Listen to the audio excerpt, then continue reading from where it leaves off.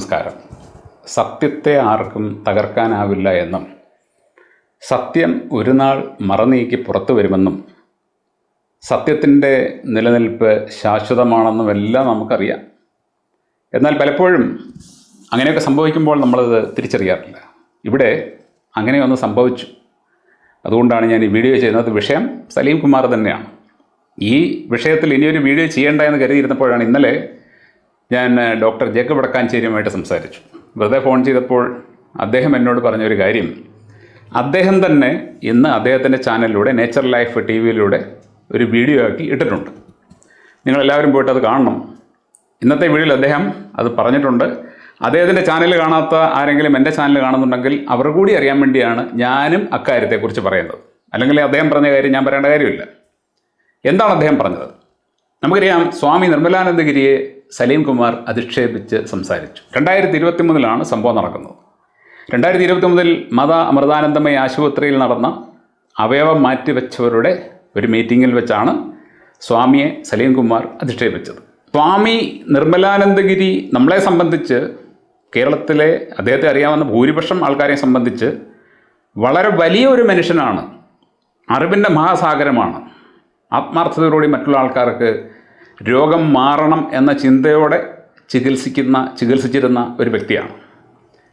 അദ്ദേഹത്തെക്കുറിച്ച് ഞാൻ അറിയുന്നത് അദ്ദേഹത്തിൻ്റെ മരണശേഷമാണ്. അദ്ദേഹം ജീവിച്ചിരിക്കുന്ന സമയത്ത് എനിക്ക് ഇങ്ങനെ ഒരാളുണ്ടെന്ന് അറിഞ്ഞുകൂടായിരുന്നു. മരണശേഷം കുറേയേറെ വർഷങ്ങൾ കഴിഞ്ഞിട്ടാണ് അദ്ദേഹത്തെക്കുറിച്ച് ഞാൻ കേൾക്കുന്നതെന്ന് മനസ്സിലാക്കുന്നത്.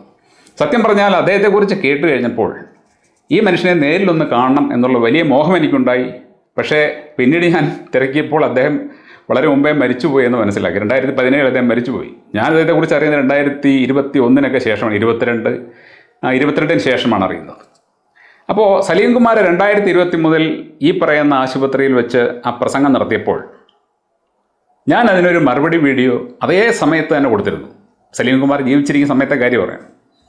അതിൽ ഞാൻ അദ്ദേഹത്തോട് പറഞ്ഞത്, താങ്കൾ സ്വാമിയുടെ അടുക്കൽ പോയിട്ട് ചികിത്സ തേടി. ആയുർവേദ ചികിത്സയ്ക്ക്, നാട്ടുവൈദ്യത്തിനൊക്കെ വളരെ പ്രധാനപ്പെട്ട ഒരു കാര്യമാണ് മരുന്നിൻ്റെ ഒപ്പമുള്ള പഥ്യം.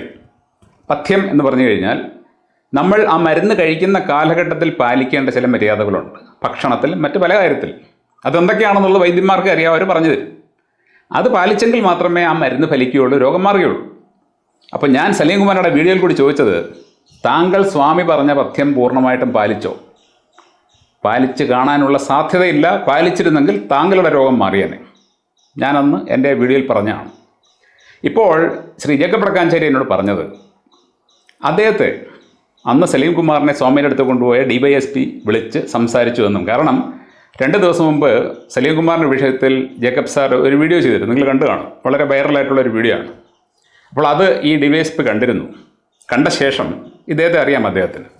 അങ്ങനെ വിളിച്ച് സംസാരിച്ചപ്പോൾ അദ്ദേഹം പറഞ്ഞത്, സ്വാമിയുടെ അടുത്തേക്ക് ഞാനാണ് സലീം കുമാറിനെ കൊണ്ടുപോയത്. സ്വാമി പറഞ്ഞ പഥ്യമൊന്നും തന്നെ സലീം കുമാർ പാലിച്ചില്ല.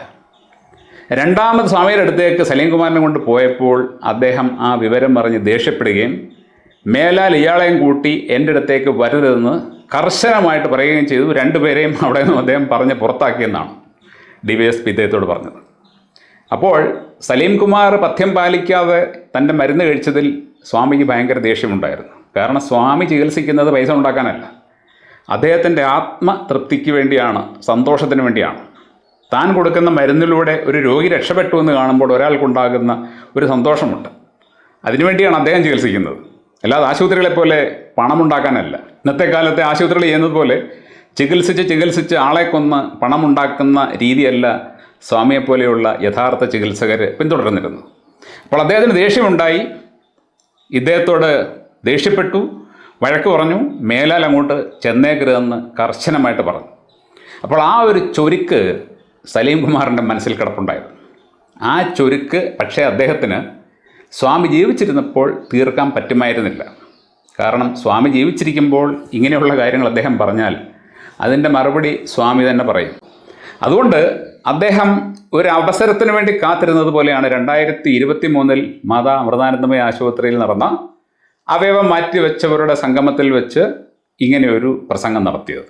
അതായത് സ്വാമിയെയും മോഹനം വൈദ്യരെയും ഒക്കെ നന്നായിട്ട് അധിക്ഷേപിച്ചാണ് അദ്ദേഹം സംസാരിച്ചത്. അപ്പോൾ എന്തുകൊണ്ട് ഇദ്ദേഹം സ്വാമിയെപ്പോലെയുള്ള വലിയൊരു മനുഷ്യനെ അപമാനിച്ചു. അദ്ദേഹത്തെക്കുറിച്ച് എന്തിനാണ് ചില കള്ളങ്ങൾ പറഞ്ഞത്? അതായത് സ്വാമി ക്യാൻസർ രോഗം ബാധിച്ച് 4ാം സ്റ്റേജിൽ വെല്ലൂരിൽ നിൽക്കുകയായിരുന്നു എന്നൊക്കെയാണ് സലീംകുമാർ പറഞ്ഞത്. ഞാൻ അദ്ദേഹം തന്ന മരുന്ന് 51 ദിവസമല്ല 501 ദിവസം കഴിച്ചിട്ടും എനിക്ക് യാതൊരു ഗുണവും ഉണ്ടായില്ല എന്നൊക്കെ പറഞ്ഞ് അദ്ദേഹത്തെ അത്രയും ആൾക്കാരുടെ മുമ്പിൽ വെച്ച് അവഹേളിച്ചപ്പോൾ അവിടെ മുമ്പിൽ കൂട്ടം കൂടിയിരുന്ന വിദ്വാൻമാരും വിദ്യാർത്ഥികളെല്ലാം ചിരിക്കുകയാണ്. എത്ര നല്ല കാര്യമാണ് സലീംകുമാർ പറയുന്നത്. അങ്ങനെ അദ്ദേഹത്തെ അവിടെ വെച്ച് അവരുടെ മുമ്പിൽ വെച്ച് സലീംകുമാർ അപമാനിച്ച് ഇപ്പോൾ സലീംകുമാർ മരിച്ചുപോയി. സലീംകുമാർ ഒരുപക്ഷെ ആ സമയത്ത് കരുതി കാണും, ഞാനീ പറയുന്നതൊന്നും ഇനിയിപ്പോൾ തെളിയിക്കാൻ അവരാരും ജീവിച്ചിരിപ്പില്ല, അതുകൊണ്ട് തന്നെ ഇനി അങ്ങോട്ട് ഉള്ള എല്ലാ കാലത്തും അവരുടെ പേരിങ്ങനെ നശിച്ചു തന്നെ കിടക്കും എന്നൊക്കെ ചിന്തിച്ച് കാണും. പക്ഷേ സത്യത്തെ നമുക്ക് മൂടി വെക്കാൻ പറ്റില്ല. സത്യം എങ്ങനെയെങ്കിലുമൊക്കെ വേലി ചാടി പുറത്തു വരും. ഇപ്പോൾ ആ രീതിയിലാണ് ഇവിടെ സത്യം പുറത്തു വന്നിരിക്കുന്നത്.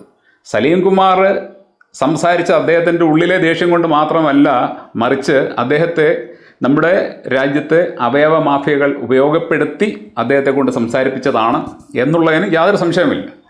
കാരണം അവയവ മാറ്റിവെക്കൽ എന്ന് പറയുന്നത് ഇന്ന് മെഡിക്കൽ സയൻസിൻ്റെ ഏറ്റവും വലിയൊരു ബിസിനസ്സാണ്.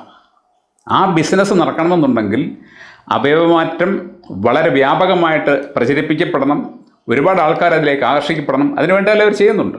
ഈ അടുത്ത സമയത്ത് ആലിൻ എന്ന് പറയുന്നൊരു കുഞ്ഞ് മരിച്ചു കഴിഞ്ഞപ്പോൾ എന്തെല്ലാം വാർത്തകളാണ് അതേക്കുറിച്ച് പുറത്തു വരുന്നത്. ഒരു വ്യക്തി ആരോഗ്യത്തോടെ ജീവിക്കാൻ എന്തൊക്കെയാണ് ചെയ്യേണ്ടത് എന്നത് പറഞ്ഞു കൊടുക്കുന്നതിന് പകരം ഒരു വ്യക്തി എങ്ങനെയെങ്കിലുമൊക്കെ ജീവിച്ച് അയാളുടെ ആന്തരികാരോഗ്യം നഷ്ടപ്പെട്ട് കഴിയുമ്പോൾ അയാളുടെ ഏതെങ്കിലുമൊക്കെ അവയവം പ്രവർത്തനരഹിതമായി എന്ന് തോന്നുമ്പോൾ പേടിക്കേണ്ട, നമുക്ക് ആരുടെയെങ്കിലും മാറ്റിവെക്കാം എന്ന് പറഞ്ഞുകൊണ്ട് ലക്ഷക്കണക്കിന് രൂപയുടെ ഒരു കസർത്താണ് അവിടെ നടക്കുന്നത്. ഇങ്ങനെ അവയവം മാറ്റിവെക്കുന്നത് യഥാർത്ഥത്തിൽ ശാസ്ത്രീയമായൊരു കാര്യമാണോ എന്ന് നിങ്ങൾ ചിന്തിച്ച് നോക്കുക. മനുഷ്യൻ എന്ന് പറഞ്ഞു കഴിഞ്ഞാൽ ഒരു കാറോ ഒരു യന്ത്രമോ അല്ല.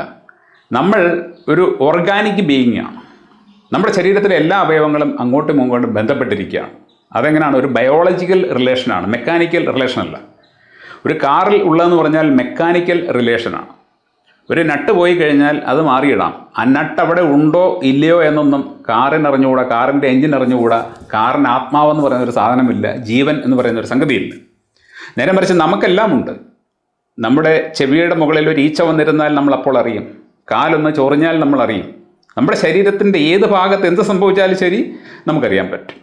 അപ്പോൾ അങ്ങനെയുള്ള മനുഷ്യനെ വെറുമൊരു യന്ത്രമായിട്ട് കണ്ട് അവനെന്തെങ്കിലും പ്രശ്നമുണ്ടാകുമ്പോൾ ഇവർ പറയുകയാണ്, നിങ്ങൾ നിങ്ങളുടെ കരൾ മാറ്റിവെച്ചാൽ മതി, അല്ലെന്നുണ്ടെങ്കിൽ നിങ്ങൾ നിങ്ങളുടെ ഹൃദയം മാറ്റിവെച്ചാൽ മതി. ഇങ്ങനെ മാറ്റിവെക്കൽ ഇവരെ സംബന്ധിച്ച് വളരെ വലിയ ഒരു ബിസിനസ്സായിട്ട് മാറിയതുകൊണ്ട് ഏതെങ്കിലും കാരണവശാൽ ഒരു വ്യക്തിക്ക് അവയവങ്ങൾ ഏതെങ്കിലും ഇതുപോലെ തകരാറായി അത് പരിഹരിക്കുന്ന ഒരു വൈദ്യം, അല്ലെങ്കിൽ അത് പരിഹരിക്കാൻ കഴിവുള്ള ഏതെങ്കിലും വൈദ്യന്മാർ, ചികിത്സകർ നമ്മുടെ സംസ്ഥാനത്തോ നമ്മുടെ രാജ്യത്തോ ഉണ്ടെങ്കിൽ അവരെ അപമാനിക്കുകയും അത്തരക്കാരൊക്കെ വ്യാജന്മാരാണെന്ന് വരുത്തി തീർക്കുകയും ചെയ്യേണ്ടത് ഇവരുടെ ആവശ്യമാണ്.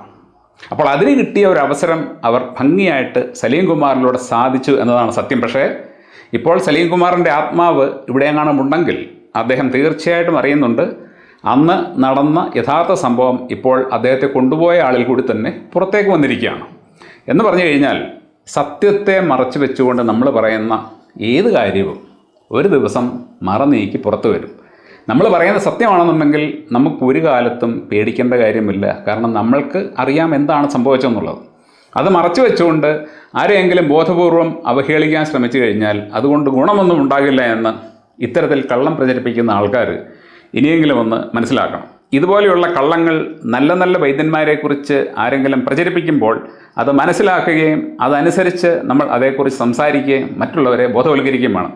എൻ്റെ ഭാഗത്തു നിന്നുകൊണ്ട് ചെയ്യാനുള്ള ആ ബോധവൽക്കരണമാണ് ഞാനീ ചെയ്യുന്നത്. Thank you.